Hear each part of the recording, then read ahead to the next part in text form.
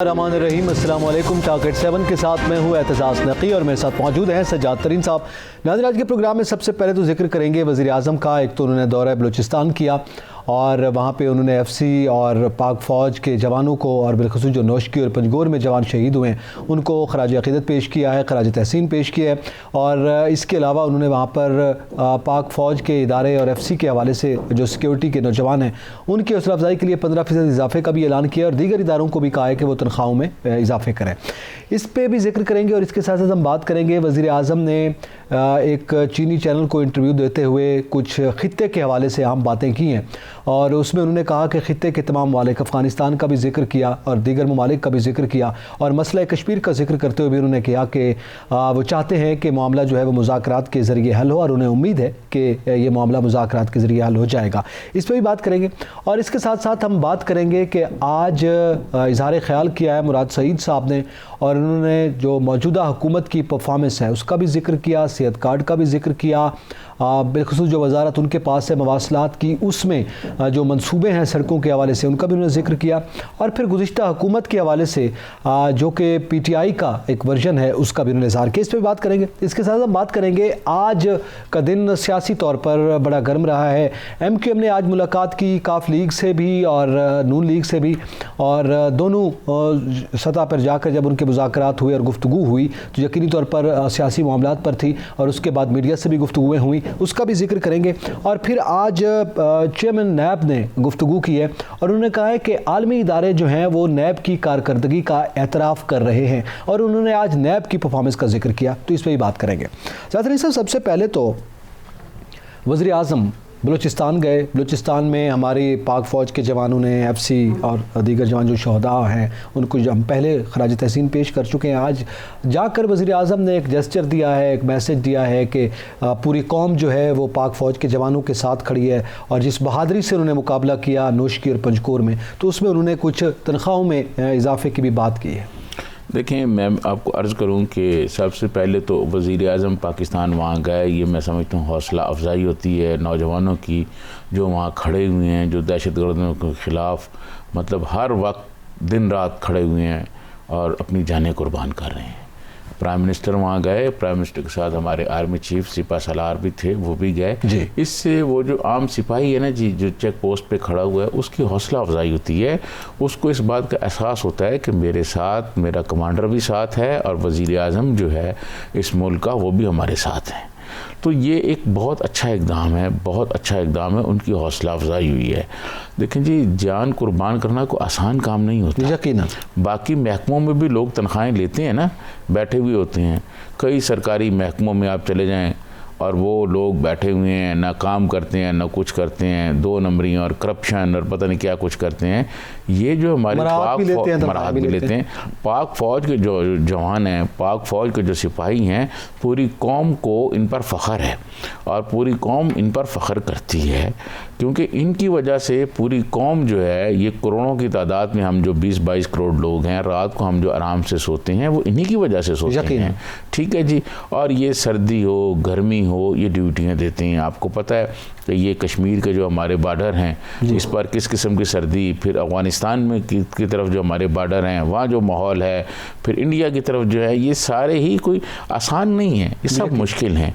और यहाँ पर पाक और बुज़दिल दुश्मन जो है वो शब खून मारने की कोशिश करता रहता है, वो करता रहता है। और आपको पता है कि दुश्मन हमारा जो है एक तो बुज़दिल है, दूसरा वो कोई मौका हाथ से नहीं जाने देता, जो मौका उसको मिलता है और कहीं भी मिलता है।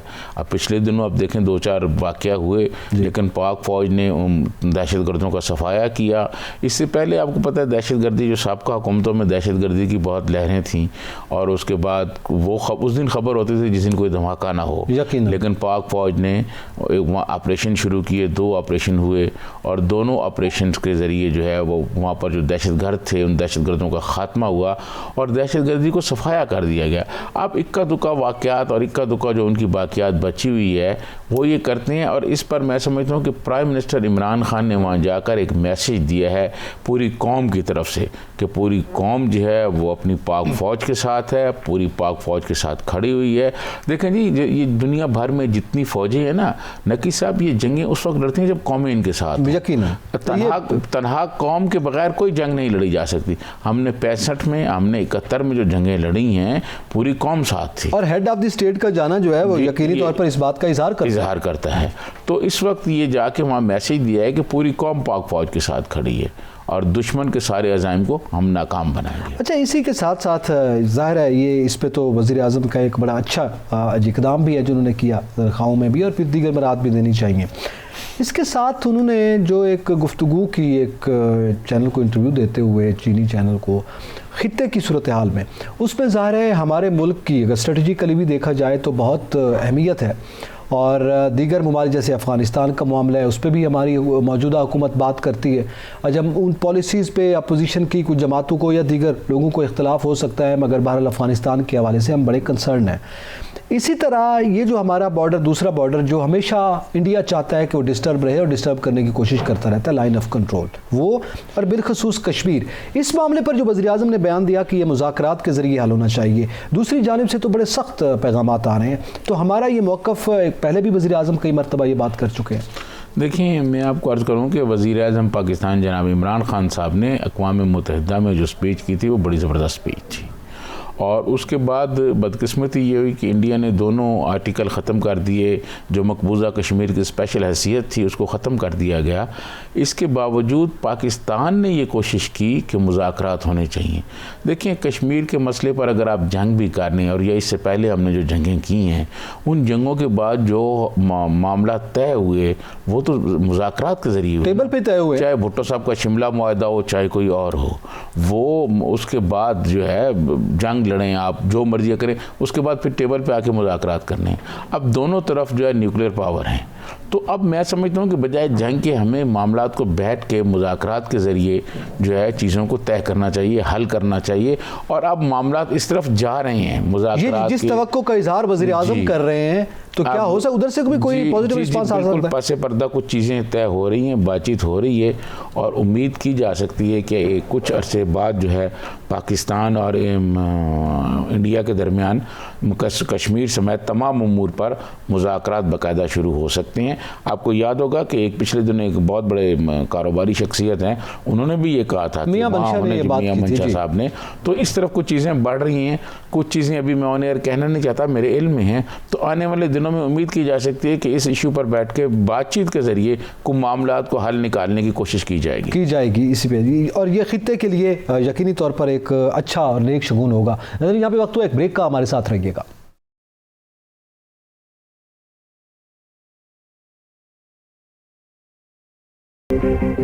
वेलकम बैक नाज़रीन। जिक्र करेंगे कि मुराद सईद साहब ने आज इज़हार ख्याल किया, और उन्होंने अपनी हुकूमत की परफॉर्मेंस का जिक्र किया, सेहत कार्ड का जिक्र किया, और अपनी वजारत का भी जिक्र किया। उन्होंने कहा कि हमने तकरीबन 3 साल में 1303 किलोमीटर मोटरवे बनाई है, ये फिगर्स दिए हैं उन्होंने, और 2032 किलोमीटर सड़कें 3 साल में मुकम्मल की गई हैं, और नून लीग ने 1303 किलोमीटर सड़कें बनाई थी, और वो भी हमसे दुगनी कीमत में बनाई थी। और इसके अलावा भी उन्होंने कुछ इल्ज़ामात आयद किए हैं। मैं ज़ियादरीन साहब, आज जो मुराद सईद साहब गुफ्तगू कर रहे थे, आप उनका इज़हार ख्याल भी सुन रहे थे, जो उन्होंने परफॉर्मेंस का जिक्र किया है आज और इज़हार ख्याल करते हुए, ये इससे पहले आपके इल्म में वज़ीर आज़म भी बता चुके हैं कि हमने सस्ती सड़कें बनाई हैं और नून लीग के दौर में बहुत महंगी सड़कें बनाई गई थी। अच्छा, एक तो इस पर मैंने बहुत सारे NHA के अफसरान से भी बात की, तो उन्होंने ये बताया कि कुछ सड़कें महंगी इसलिए बनती हैं कि उसमें पुल और मुख्तलिफ़ तामीरात होती हैं, और जो सड़कें सस्ती बनती हैं उनका तरीक़ाकार और होता है, वहाँ ज़्यादातर पुल नहीं बनाए जाते, ज़्यादा पैसे पुलों पे खर्च होते हैं। ये जो रोज़ बात करते हैं, आज भी उन्होंने 2 कंपनियों की बातें की, वो आपके पास नाम होंगे। वो उन्होंने कहा है कि मोटरवे बन रहा था और नेल्सन नेस्कोल की कंपनियां खरीदी जा रही थी मोटरवे के आड़ में, मतलब वो ये कहना चाह रहे हैं। उस कंपनी का नाम तो आप ले रहे हैं, लेकिन ज़ीरक कंपनी उसका नाम नहीं लेंगे। वो NHA के अफसरान ने कैसे बनाई, इस पर हमने प्रोग्राम भी किया था, और अंधा दिनों आने वाले दिनों में एक करेंगे। ग्रेड 19 का एक अफसर ग्रेड 22 की सीट पे बैठा हुआ है। आप यकीन माने, अगर ये सिर्फ मुराद सईद साहब दयानतदारी से अगर अपोजिशन के पीछे लगे रहते बेशक, लेकिन ये दयानतदारी से अपनी मिनिस्ट्री को देखते, अपनी मिनिस्ट्री के वो करप्ट अफसरान जो शाहिद अशरफ ताड़ल के साथ काम करते रहे हैं, सिर्फ उनके केसेस और उनके वो मंसूबे जिनमें उन्होंने काम किया है वो अगर भेज देते नैब को और नैब इन अफसरान की इंक्वायरी करता, तो आप यकीन माने कि पाकिस्तान को शायद कर्जा लेने की भी ज़रूरत ना पड़ती। वो कहते हैं जिनकी ईमा पे उन अफसरान ने काम किया है, हम तो उनको पकड़ रहे हैं यार, हम तो बुनियाद को पकड़ रहे हैं। वो उन अफसरान को तो पकड़े ना जिनकी बुनियाद पे किया, वो तो पता नहीं इस मुल्क में है या नहीं है, लेकिन जो यहाँ अभी भी लगे हुए हैं और उनका अभी काम कर रहे हैं, अभी भी काम कर रहे हैं चले गए और उसी अंदाज में अपना काम कर रहे हैं, उनके खिलाफ जो है ये मोहतरम मुराद सईद साहब जो हैं, इन्होंने एक काम नहीं किया। जो इंक्वायरियाँ नैब में गई हैं वो इंक्वायरियाँ मैं अगले प्रोग्राम में बताऊंगा कि वो इंक्वायरियाँ कैसे रुक गईं और वो कौन कौन अफसरान थे जिनके ख़िलाफ़ बहुत बड़े पैमाने पर इंक्वायरियाँ जो हैं वो उन्होंने की और वो उन इंक्वायरियों को ठप किया गया। वो ठप क्यों किया गया? आपको याद होगा हमने बलूचिस्तान पे एक प्रोग्राम किया था और बलूचिस्तान के मेंबर जो हैं वो शाहिद अहसानुल्लाह, उन्होंने हमें कहा कि जी हम आपके प्रोग्राम में आके जवाब भी देंगे। उन्होंने जवाब नहीं दिया था। और उसके बाद अगले दिन हमारे प्रोग्राम के 2 दिन बाद आपको याद होगा कि बलूचिस्तान का एक केस लगा था सड़कों का, वो जस्टिस गुलजार साहब के पास, तो उन्होंने वही बातें की थी जो हमारे प्रोग्राम में हुई थी कि वहाँ जो NHA के अफसरान हैं वो मिले हुए हैं ठेकेदारों के साथ और वहाँ पर ठेकेदार जो हैं वो मिलकर वहाँ लूट मार कर रहे हैं, वहाँ सड़कें कोई नहीं बन रही, कागजों में सड़कें जमीन पर ये वाली बातें chief justice supreme court justice Gulzar ने कहीं, इन पर जो है मुराद सईद साहब ने कोई बात नहीं की। मुराद सईद साहब बातें जो हैं वो अपोजिशन की तो बहुत करते हैं, ये उनके थंब के नीचे जो कुछ हो रहा है, ये मवासलात की मिनिस्ट्री में जो कुछ हो रहा है, और आप यकीन करें आने वाले दिनों में हम एक और स्टोरी लेके आ रहे हैं नेशनल हाईवे की। आप यकीन मानेंगे कि ये जो ग्रेड 18-19 के अफसरान हैं और ये 20-20 की सीट पे बैठे हुए हैं, ये वारदातें क्या कर डाल रहे हैं, ये ऐसी वारदातें डाल रहे हैं। और ये मुराद सईद साहब इनकी तरफ कोई तवज्जो नहीं देते। और ये जब से मिनिस्टर बने हैं, जरा आप इनका मैं रिकॉर्ड आपको पेश कर दूंगा, ये कितनी दफ़ा नेशनल हाईवे के दफ्तर गए हैं और कितनी दफ़ा जाके मिले और पूछा कि कौन कौन से प्रोजेक्ट पे कौन कौन सा आदमी बैठा हुआ है। ये तो जनाब कुछ अफसरान ऐसे हैं जिनके लिए नेशनल हाईवे जो है वो सोने की कान बनी हुई है, ठीक है, वो सोने की कान समझ के इसको लगे हुए हैं। ये तो और इन पर कोई एक्शन नहीं है। वही अफसरान ब्रीफिंग देने आ रहे हैं, वही अफसरान ब्रीफिंग देने आ रहे हैं। वही ये जो जीरा कंपनी है, आप यकीन करें अगर इसकी इंक्वायरी हो जाए, ये पता चल जाए ये कैसे बनी और किन अफसरान ने बनाई और इसके पीछे कौन कौन थे, तो आप यकीन माने कि यहाँ लोगों के होश उड़ जाएंगे कि ये इतनी करप्शन की है इन्होंने। इसके अलावा और अगले प्रोग्राम में हम बताएंगे कि ये जो कहते हैं ना सड़कें हमने सस्ती बनाई और उनकी महंगी बनाई, इनके दौर में जो सस्ती बनी है और जो लोग वहाँ इंचार्ज थे उन्होंने क्या लूट मार की, उन्होंने क्या कुछ किया। वो तो हमने बहुत से सवालात मैंने 4 मरतबा ये कहा, मुराद सईद के ऑफिस में मैसेज भेजे कि जनाब आप आएँ और आपके जवाब दें जो हमारे क्वेश्चन हैं। ना तो इनके अफसरान हमारे यहाँ, ना कोई अफसरान आए, ना ये आए यहाँ के, इन्होंने आके जवाब दिया, और ना ही इनके शाहिद अहसानुल्लाह जो बलूचिस्तान के मेंबर हैं वो साहब सुप्रीम कोर्ट में भी जवाब नहीं दे सके। और जिस दिन जस्टिस गुलजार उनसे पूछ रहे थे उनका गला खुश्क हो गया था जब उनसे क्वेश्चन कर रहे थे बलूचिस्तान की सड़कों के बारे में। तो मुराद सईद साहब खौफ खुदा करें, कोई अपनी मिनिस्ट्री पे भी तवज्जो दें। वो जो करप्ट आदमी है, ये जिन्होंने, देखें बात ये है कि ऊपर इनको पकड़ते, मैं आपको बताऊं तो शहजाद अकबर साहब को कहते हैं वो पकड़ के ले आते, जो वजीर आजम है जो उस वक्त वजीर था, उसने तो जो कोई भी वारदात डाली होगी तो अफसरों के जरिए ही डाली होगी ना। वो अफसर तो मौजूद हैं, कितने अफसरान हैं जिनके खिलाफ आपने केसेस बनाए हैं? किसी के खिलाफ नहीं बनाए। और जिनके खिलाफ नैब ने आज खुद इंक्वायरियां शुरू कर रखी हैं, उनकी इंक्वायरियां क्यों बंद नहीं हुई, रोकी हुई हैं? उनकी इंक्वायरियां क्यों रोकी गई हैं और किस वजह से रोकी गई हैं, ये भी मैं आपको बताऊंगा। बात ये है कि मुराद सईद साहब को अपनी वजारत पर नजर डालनी चाहिए। जैसे कहते हैं ना कि वो तो अपनी वजारत की परफॉर्मेंस का कह रहे हैं, वो भी गिरेबान में पोस्ट ऑफिस को भी उन्होंने बड़ा मॉडर्नाइज कर दिया, उसका भी वो बड़ा हवाला देते हैं, आपके इल्म में होगा, बड़ा उसकी तशहीर होती रही। अब वो सड़कों की भी बात कर रहे हैं कि जनाब हमने सस्ती भी बनाई और ज्यादा भी बनाई सड़कें, और गुज़िश्ता अब आपकी ये बात ठीक है, अगर ये बात देखें, अगर अब सड़कें सस्ती बनी है और पहले महंगी बनी है, तो जो महंगा टेंडर हुआ वो किसी ने तो किया होगा ना।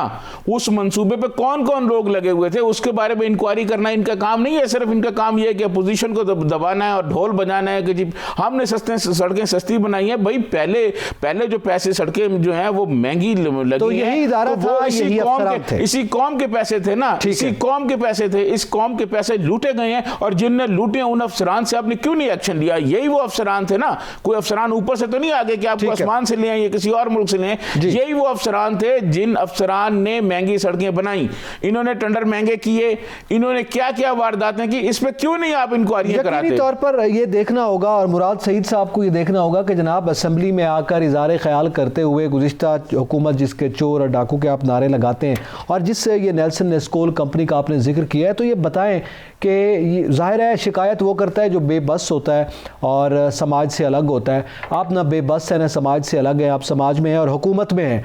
आपने ये एक्शन लेना है तो आप यहाँ पे शिकायत करने की बजाय इनके खिलाफ एक्शन क्यों नहीं लेते? इसका यकीनी तौर पर हम जवाब के मुंतज़िर रहेंगे। यहाँ पे वक्त हुआ एक ब्रेक का, हमारे साथ रहिएगा।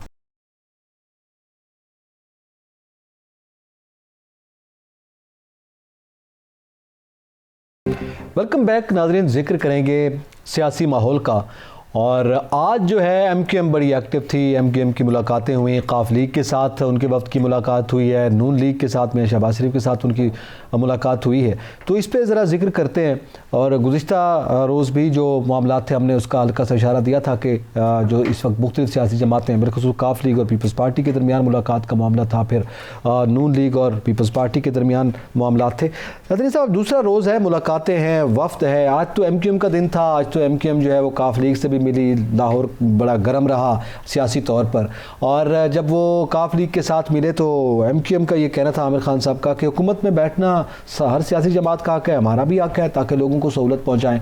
और फिर चौधरी साहबान जो कि बड़े वज़ादार लोग हैं, उन्होंने भी ये कहा कि जनाब हम मिलकर काम करते हैं और जो कोई शिकवे शिकायत होते हैं हुकूमत तक उसको पहुँचाते रहते हैं। पहले तो ज़रा काफ लीग और एमक्यूएम का मामला आप बता दें कि क्या। देखिए, मैं ये समझता हूँ कि काफ लीग और एमक्यूएम दोनों हुकूमत की इत्तेहादी जमातें हैं और दोनों अहम जमातें हैं। इनका आपस में मिलना और फिर एमक्यूएम का जाके शहबाज शरीफ साहब से बात करना, मैं ये समझता हूँ कि इस मुल्क में कुछ तो है जिसकी पर्दादारी है। बहुत सारी चीज़ें जो हैं वो होने जा रही हैं और बहुत सारी चीज़ें पस पर्दा तय हो रही हैं।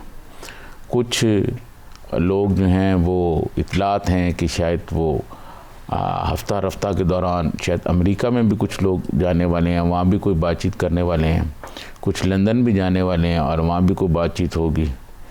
और इसमें अभी तो आपको ये सारी पॉलिटियाँ नज़र आ रही हैं। इसमें भी आपको जहांगीर तरीन ग्रुप मुतहरक होगा, वो भी आपको नज़र आएगा। और फिर मैं आपको एक और बात बताऊं कि जब आखिरी साल होता है ना, इलेक्शन का साल, वो उससे एक आखिरी साल से पहले ही लोग कैंपेन शुरू कर देते हैं। और फिर ऐसी हुकूमत जो मौजूदा पीटीआई की हुकूमत है, ये उस तरह डिलीवर नहीं कर सकी जिनसे इनसे जो उम्मीदें थीं।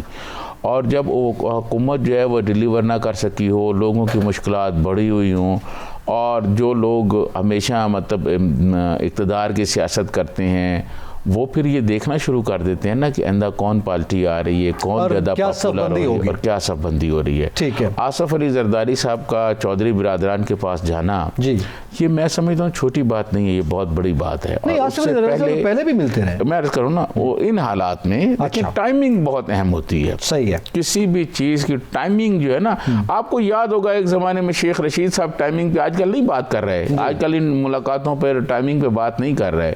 तो एक ज़माने में बहुत कहते थे कि जी टाइमिंग बहुत अहम है, तो ये टाइमिंग बहुत अहम होती है। अब तो वो शेख साहब कहते हैं मैटर नहीं करती चौधरी की मीटिंग। और फिर ये देखें कि तमाम तर इख्तलाफात के बावजूद आसफ अली जरदारी, बिलावल भुट्टो का शहबाज शरीफ के पास जाना और वहाँ फिर मरियम नवाज साहबा और हमज़ा का होना, फिर ये आपस की बातें। और अगले एक दो रोज़ में चौधरीज़ और इनके दरमियान शहबाज शरीफ साहब के मुस्लिम लीग नून के लोगों के दरमियान भी मुलाकात होने वाली है।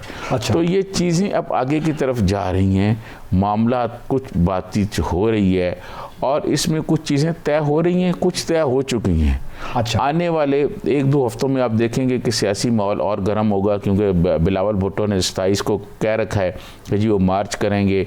इसके हवाले से उन्होंने तैयारियां भी शुरू की हुई हैं। आज मौलाना साहब की भी स्टेटमेंट आई हुई है कि उनकी और नून लीग के 11 फरवरी को भी मुलाकात है जी, वो और उसमें भी जाहिर है ये जो मौजूदा सियासी एनवायरनमेंट है उधर से भी तो मैसेज जाहिर है पीपल्स पार्टी नून लीग के दरमियान जो हुआ वो भी यकीनी तौर पर कन्वे होगा। जी, वो भी कन्वे होगा। फिर चौधरीज और जो नून लीग के लोगों की मुलाकात होगी, उसमें भी सारी चीज़ें। तो ये मैं आपको अर्ज़ करूं कि इसमें अब कोई दो राय नहीं है कि पाकिस्तान में जो फ्यूचर की पॉलिटिक्स है, जो फ्यूचर की सफ़ बंदी है, वो होने जा रही है।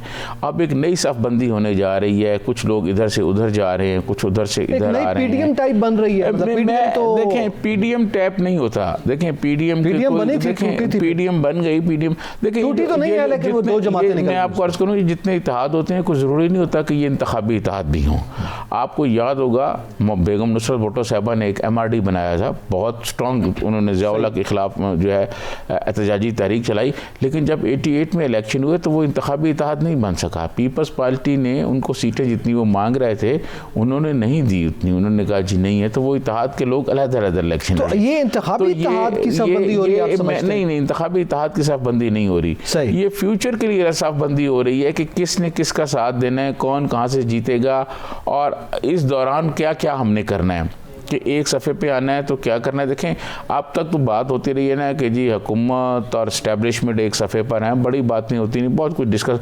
अब अपोजिशन की सारी जमातें एक सफ़े पे होने जा रही हैं, और एक सफ़े पर अगर ये होने जा रही हैं जी, तो ऐसे तो नहीं होने जा रही ना, कोई तो वजह है। ये जो इख्तलाफ है पीपल्स पार्टी और MQM की मुलाकात भी क्या मुतवक्के हो सकती है? वो तो खुद दोनों जमातें जो हैं उधर ही मौजूद हैं, वहाँ रोज़ असम्बली में भी आमना सामना होता है। क्या वजह है इतना सफ़र करके MQM तो यहाँ आ रही है, लाहौर में, पंजाब में मुलाकातें कर रही है, उधर पीपल्स पार्टी के साथ क्यों नहीं हुई? पीपल्स पार्टी भी यहाँ पे आई है। MQM और पीपल्स पार्टी जो है उनका ऐसे ही ताल्लुक है कि पहले वो काम भी करते रहे इकट्ठे। आपको पता है 88 में भी वो पीपल्स पार्टी के हमायती थे, फिर छोड़ के भी जाते रहे। फिर अभी पिछली जो पीपल्स पार्टी की गवर्नमेंट रही है, जब जरदारी साहब सदर मुंतखब, उस वक्त भी वो आते थे, फिर नाराज़ हो जाते थे, फिर वो चलते रहते थे।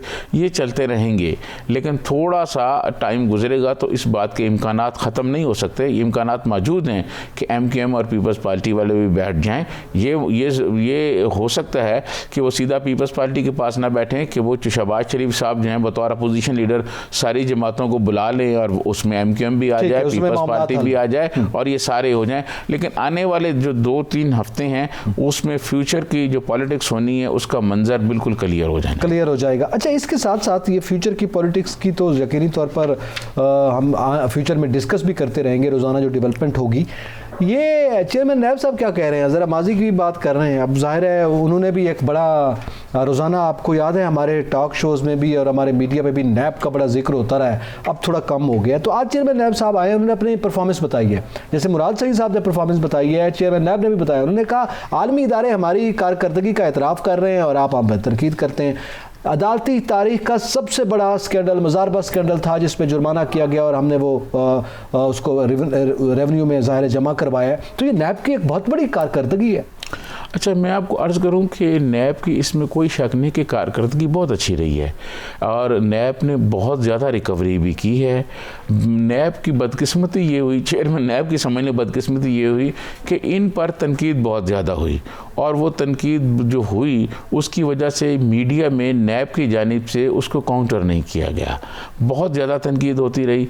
नैब की कारकर्दगी जो है वो अच्छी रही। नैब की कारकर्दगी ख़राब होने की सिर्फ एक वजह है, वो ये कि जो पॉलिटिकल केस बने ना, उन पॉलिटिकल केसों को नैब उस तरह हैंडल नहीं कर सका जिसकी तवक्को थी। वो जो केस बनाए गए वो अदालतों में साबित नहीं हो सके, फिर मुल्क की बड़ी अदालतों ने तनकीद की। लेकिन नैब ने जो कारकर्दगी दिखाई, जैसे ये नैब चेयरमैन ने केस का हवाला दिया, इसी तरह के और बहुत सारे केस हैं, बहुत रिकवरी की, वो फिर उसके नीचे दब गए। वो जो उन्होंने एक पॉलिटिकल केस बनाए थे, वो फिर पॉलिटिकल केस डिस्कस होता है और ये फिर डिस्कस हुई, जिसकी वजह से नैब की कारकर्दगी लोगों को नजर नहीं आती। अच्छा, ये एक बड़ी वजह थी। चलें, इसी के साथ ही आज के प्रोग्राम का वक्त तो ख़त्म हुआ, इस पर मज़ीद भी आइंदा दिनों में भी बात होती रहेगी। नाज़रीन, ये बड़ा अहम है मौजूदा हुकूमत के लिए, चाहे वो ज़रा हों या इदारे हों, कि ज़ाहिर है जो बुनियादी मकसद है वो आवाम को सहूलियात पहुँचाना है। आज हम डिस्कस करना चाह रहे थे, नहीं कर सके, महंगाई के हवाले से, इदारा शुमारियात की रिपोर्ट्स के हवाले से, फिर वज़ीर ख़जाना को आज ब्रीफिंग दी गई और उसमें उन्होंने जिस तरह के अहकाम दिए हैं, तो यकीनी तौर पर आम आदमी को अगर फ़ायदा नहीं होगा तो फिर उसका नुकसान हुकूमत को होता है और इदारों को भी यकीनी तौर पर देखना होता है उस पर। तो ये देखना होगा बजाय इसके कि इजहार ख्याल किए जाए और फिर तनकीद पुरानी की जाए, अब शायद आगे बढ़कर लोगों को फ़ायदा पहुँचाया जाए। एतजाज़ नकीर, को इजाज़त दीजिए। अल्लाह हाफ़िज़।